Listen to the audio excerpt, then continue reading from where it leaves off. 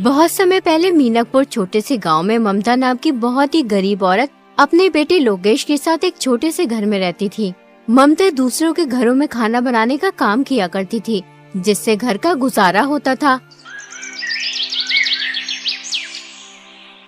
एक दिन ममता लोकेश से कहती है, लोकेश बेटा, जा भानु भैया की दुकान से घर का राशन ले आ। अगर वो पैसे मांगे तो कह देना कि पैसे अगले महीने दे देंगे। ठीक है माँ, मैं अभी राशन ले आता हूँ।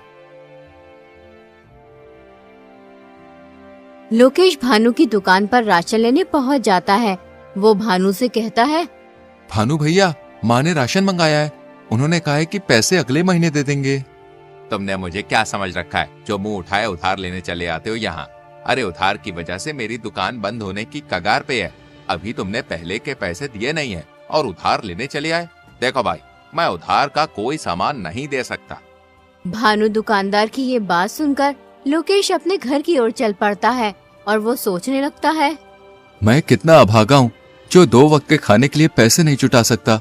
माँ किस तरह दूसरों के घरों में काम करती है। अब मुझसे उनका दुख देखा नहीं जाता। बेचारी कब तक दूसरों का काम करती रहेंगी। मुझे कोई काम जरूर करना होगा। शायद अब वक्त आ गया है कि मुझे अपनी जिम्मेदारी संभालनी होगी, ताकि मैं अपनी माँ को इस स्थिति से निकाल सकूं और उनकी जिंदगी में थोड़ी खुशियाँ ला सकूं। लोकेश ये सोच ही रहा था, तभी उसकी नजर एक ऋषिवर पर पड़ी। ऋषिवर ने लोकेश को अपने पास बुलाया और बोले, क्यों उदास हो प्यारे बेटे? तुम्हें देखकर ऐसा लगता है जैसे तुम किसी बड़ी समस्या से जूझ रहे हो। ऋषिवर, मैं एक गरीब लड़का हूँ। मेरे पास कुछ नहीं है, सिर्फ एक सपना है कि एक दिन मैं अपनी माँ की मदद कर सकूं। वो दूसरों के घरों में जाकर काम करती है, फिर भी उन्हें इतने पैसे नहीं मिलते जिससे पूरे महीने का गुजारा हो जाए। मुझे तो समझ में नहीं आ रहा कि मैं क्या करूं। मेरी जिंदगी में आगे क्या होगा। तुम्हारे मन में जो सपना है वो एक दिन जरूर पूरा होगा बेटा। तुम बड़े तकदीर वाले हो। तुम्हारा भाग्य बहुत उज्जवल है। बहुत ही जल्दी ऐसा वक्त आएगा जब हर किसी की जुबान पर सिर्फ तुम्हारा नाम होगा। लेकिन मैं तो केवल एक साधारण सा लड़का हूँ। मेरे पास तो साधन भी नहीं है और ना ही मैं कोई राजा हूँ। फिर हर किसी की जुबान पर मेरा नाम क्यों होगा स्वामी? मैं समझ नहीं पा रहा हूँ कि आप क्या कहना चाहते हैं। इस संसार में हर एक व्यक्ति की कहानी अनोखी होती है और तुम्हारी कहानी अभी शुरू हुई है। इतना कहकर ऋषिवर वहाँ से चले जाते हैं। लोकेश को उनकी कोई भी बात समझ नहीं आती है और फिर लोकेश भी अपने घर चला जाता है। बेटा, तू खाली हाथ क्यों चला आया? मैंने तो तुझे घर का राशन लेने भेजा था। माँ, भानु भैया ने उधार राशन देने के लिए मना कर दिया है।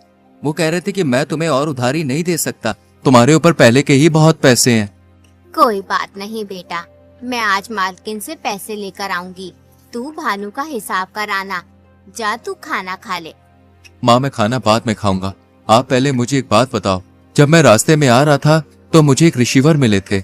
वो कह रहे थे कि मैं बहुत तकदीर वाला हूँ। कुछ ही दिनों में हर किसी की जुबान पर मेरा ही नाम होगा। मैं तो उनकी बात समझ ही नहीं पाया। अगर तुम्हें कुछ समझ में आया हो तो तुम मुझे बताओ माँ। क्या सच में उन्होंने ऐसा कहा? हाँ माँ, उन्होंने ऐसा ही कहा।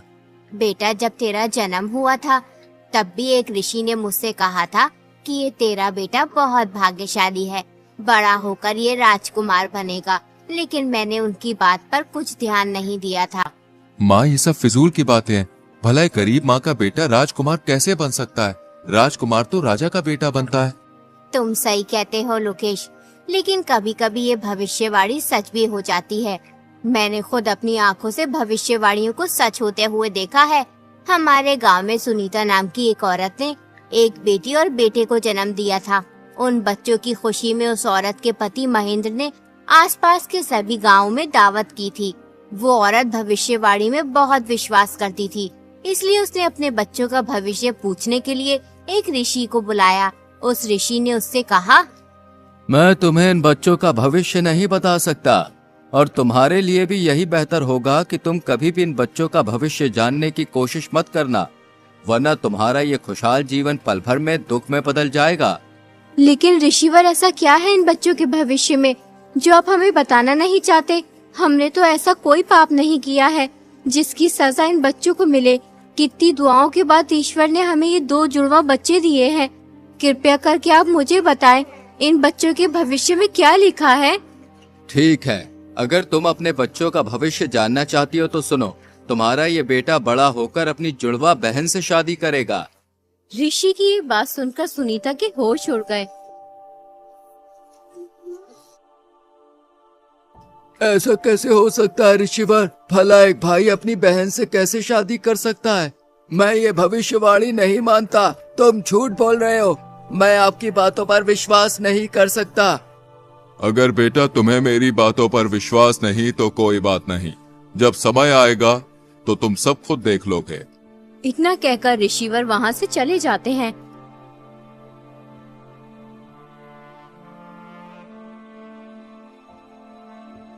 फिर सुनीता अपने पति से कहती है, नहीं, ये तो असंभव है। मेरे बच्चे आपस में विवाह नहीं कर सकते।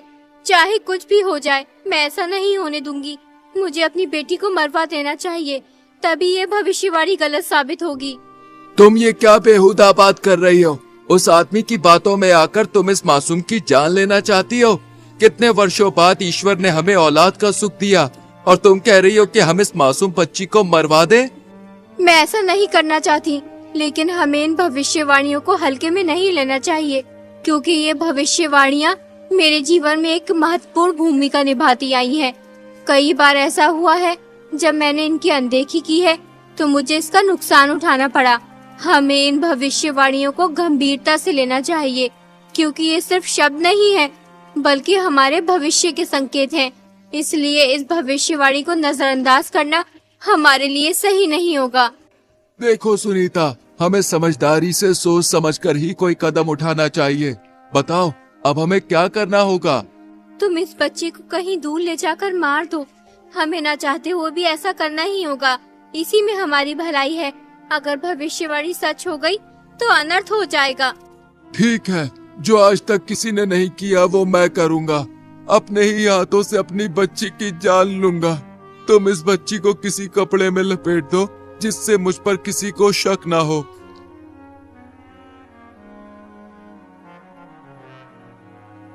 वो आदमी उस बच्ची को एक ऊंची पहाड़ी पर ले जाता है और फिर उसे पहाड़ी से नीचे फेंक देता है, लेकिन वो बच्ची किसी तरह बच जाती है।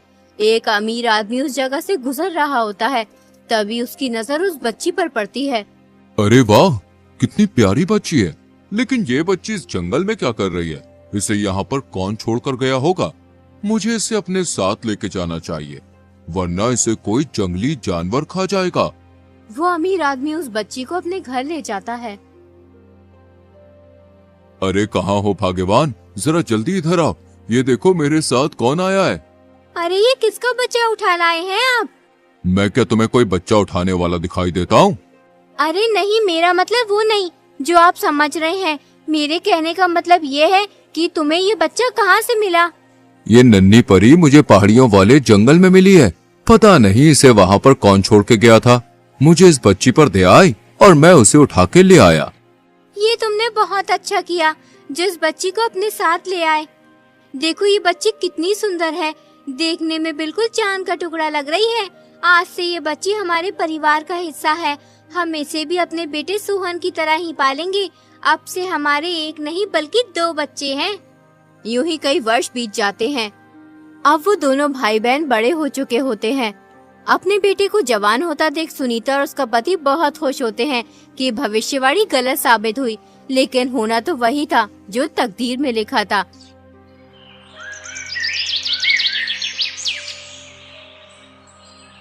एक दिन सुनीता का लड़का किसी काम से बाहर कहीं दूर जा रहा होता है।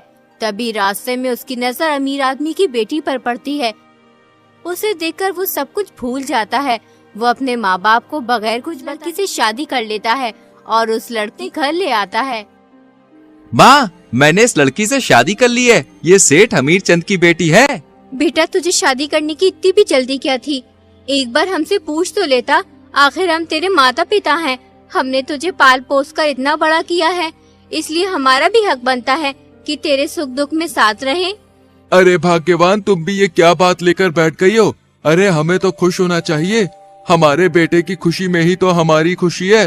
बेटी तुम बहुत दूर से चल के आई हो, जाओ थोड़ा आराम कर लो। बेटी तुम कितने भाई बहन हो? सासू जी हम 2 भाई बहन हैं, लेकिन मैं सेठ अमीर चंद की सगी बेटी नहीं हूँ। मैं तो उन्हें पहाड़ी के पास मिली थी। लेकिन उन्होंने मुझे कभी माँ पापा की कमी महसूस नहीं होने दी। अपने बेटे की बहू के मुंह से ये बात सुनकर सुनीता सब समझ जाती है कि ये लड़की हमारी बेटी है। वो इस बात को अपने पति महेंद्र को भी बताती है कि भविष्यवाणी सच साबित हुई। ये बात किसी तरह सुनीता के बेटे को भी पता चल जाती है कि जिस लड़की से उसने शादी की है वो उसकी सगी बहन है, इसलिए वो अपनी जान ले लेता है और फिर वो लड़की भी मर जाती है। ये तो बहुत बुरा हुआ। इस बात को सुनकर मुझे पूरा विश्वास हो गया कि भविष्यवाणियां सच होती हैं। हमें इन्हें हल्के में नहीं लेना चाहिए। हाँ बेटा, मैं तुझे यही समझा रही थी कि इन भविष्यवाणियों को झूठ समझने की कोशिश मत करना। इसका मतलब वो ऋषिवर सच कह रहे थे कि मेरे मन में जो सपना है वो एक दिन जरूर पूरा होगा और बहुत जल्दी मेरा भाग्य उज्जवल होगा। उसके बाद हर किसी की जुबान पर सिर्फ मेरा नाम होगा। जिस राज्य में लोकेश रहता था उस राज्य का राजा सूरजमहल बहुत ही शांति प्रिय और दयालु था। उसके शासन में सभी खुश रहते थे। प्रजा भी राजा को बेहद पसंद करती थी। हर कोई गर्व महसूस करता था कि वे ऐसे राज्य में रहते हैं जहां एक शांति प्रिय और समझदार राजा शासन कर रहा है। राजा के राज्य की इस उचित व्यवस्था के पीछे जिस आदमी का हाथ था वो थे उनके सबसे प्रिय सलाहकार रघुवीर सिंह। रघुवीर सिंह के रहते राजा को कभी कोई दिक्कत महसूस नहीं हुई, लेकिन अचानक एक दिन रघुवीर सिंह की मृत्यु हो गई। इससे राजा को बहुत दुख हुआ। अब उनके प्रमुख सलाहकार का पद खाली पड़ा था।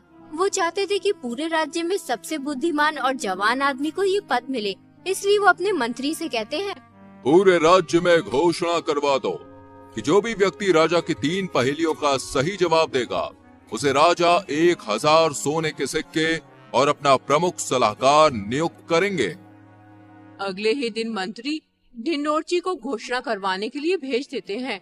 सुनो ए लोगों, महाराज सूरजमल का ताजा फरमान जरा गौर से सुनो। महाराज के सबसे प्रिय सलाहकार रघुवीर सिंह की अचानक मृत्यु हो गई है, इसलिए अब उनका पद खाली है। जो भी व्यक्ति महाराज की 3 पहेलियों का सही जवाब देगा उसे महाराज 1000 सोने के सिक्के और अपना प्रमुख सलाहकार नियुक्त करेंगे। कौन जाने अब हमारे मुल्क का क्या होगा। क्यों बाबा, कोई आफत आ गई है सलाहकार की मृत्यु होने से? बेटा, आफत तो कुछ नहीं आई। रघुवीर सिंह बहुत ही अच्छा इंसान था। ईश्वर अच्छे इंसान को जल्द ही अपने पास बुला लेता है। बेचारा हमेशा प्रजा की भलाई चाहता था। मैंने कितने ही सलाहकारों को बदलते देखा है, मगर यकीन मानो रघुवीर सिंह जैसा कोई नहीं था। वो हमेशा गरीब मजलूम लोगों के हित में ही सोचता था। पता नहीं अब राजा का नया सलाहकार कौन बनेगा जो हम जैसे गरीबों के बारे में सोचेगा। अगले ही दिन राजमहल में बहुत से आदमी जाते हैं, लेकिन कोई भी राजा की पहेलियों का जवाब नहीं दे पाता है। यूं ही 3 दिन गुजर जाते हैं। एक दिन लोकेश अपनी माँ से कहता है, माँ, क्यों ना एक बार मैं महाराज के पास जाकर इन पहेलियों का जवाब दूं? बेटा, राजा हर बार पहेली बदल कर पूछता है। अभी तक कोई भी तीनों पहेलियों का सही जवाब नहीं दे पाया है। बहुत से अक्लमंद लोगों ने पहेलियों का जवाब देना चाहा, लेकिन हर कोई नाकाम रहा। तुम उन अमीर लोगों के बीच कैसे जा सकते हो? वहाँ बहुत ही तजुर्बेकार और होशियार लोग आए हुए हैं। माँ, बिल्कुल भी परेशान ना हो, मैं महाराज के पास जरूर जाऊंगा। सोचो, अगर मैंने पहेलियों के जवाब दे दिए तो 1000 सोने के सिक्के मिलेंगे। फिर तुम्हें किसी के घर जाकर काम करने की जरूरत नहीं होगी और मैं भी महाराज का सलाहकार बन जाऊंगा। ठीक है बेटा, तू इतना कह ही रहा है तो जा। मेरी दुआएं तेरे साथ हैं। ईश्वर तेरी हिफाजत करे।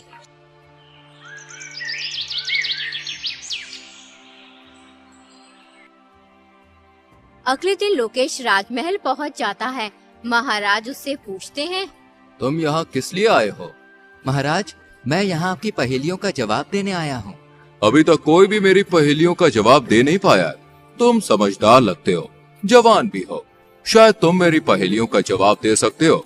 जैसा कि तुम शर्त जानते ही हो, जो भी पहेलियों का सही जवाब देगा वो मेरा सलाहकार बनेगा और उसे इनाम में 1000 सोने के सिक्के दिए जाएंगे।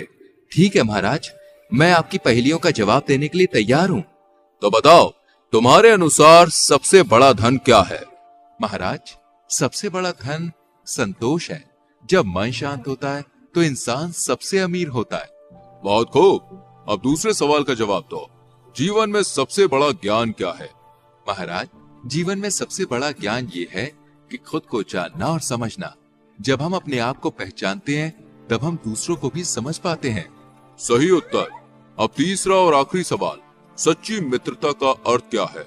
महाराज, सच्ची मित्रता वो है जब एक मित्र दूसरे की खुशियों में खुश और दुखों में दुखी होता है, बिना किसी स्वार्थ के।